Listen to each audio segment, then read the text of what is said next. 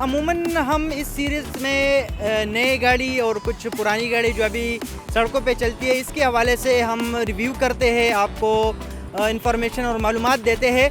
लेकिन जो आपको ये गाड़ी नज़र आ रही है ये एक तारीख़ी विरसा है। आज हम आपको इस गाड़ी के बारे में बताएंगे कि ये गाड़ी क्या है।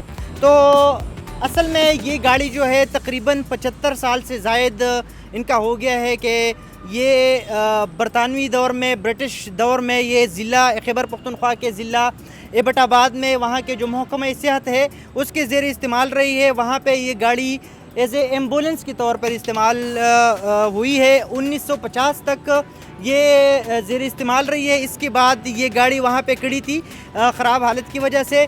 अभी इस गाड़ी को महकमा सियाहत वकील जो है खैबर पख्तूनख्वा का, उन्होंने इसको बहाल किया है। हम आपको ये दिखाएंगे अंदर किस तरह है ये गाड़ी।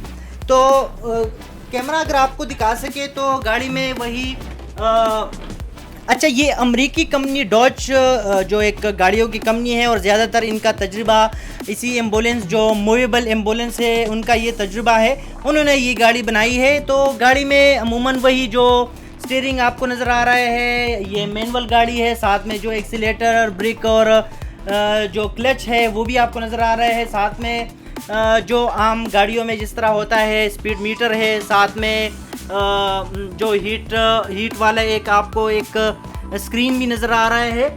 इसमें स्पीड मीटर भी आपको नज़र आ रहे हैं। अगर ये कैमरा आपको दिखा सके तो साथ में इसके ऊपर ये इनकी जो मॉडल है और जो चेसिस नंबर है, इंजन, सब कुछ ये आपको नज़र आ रहा है। चूँकि एम्बुलेंस है तो यहाँ पे बेड का जो ये आपको नज़र आ रहा है, मरीज़ के लिए एक बेड भी बना हुआ है।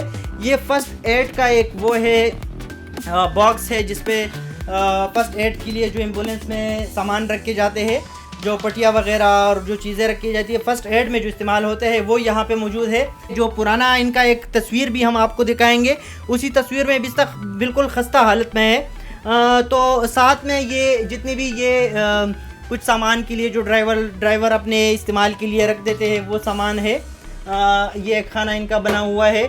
ये मुख्तलिफ लाइटिंग के लिए जो बटन्स है वो बनाए गए हैं। ये इनका गियर बॉक्स है। तो जिस तरह आम एक गाड़ी में होता है वही चीज़ें इसमें भी है। इसको रिस्टोर किया गया है महकमा सियाहत और अभी इनको पेशावर म्यूज़ियम में डिस्प्ले के लिए रखा गया है। एक एंटीक है, एक तारीख़ी विरसा है।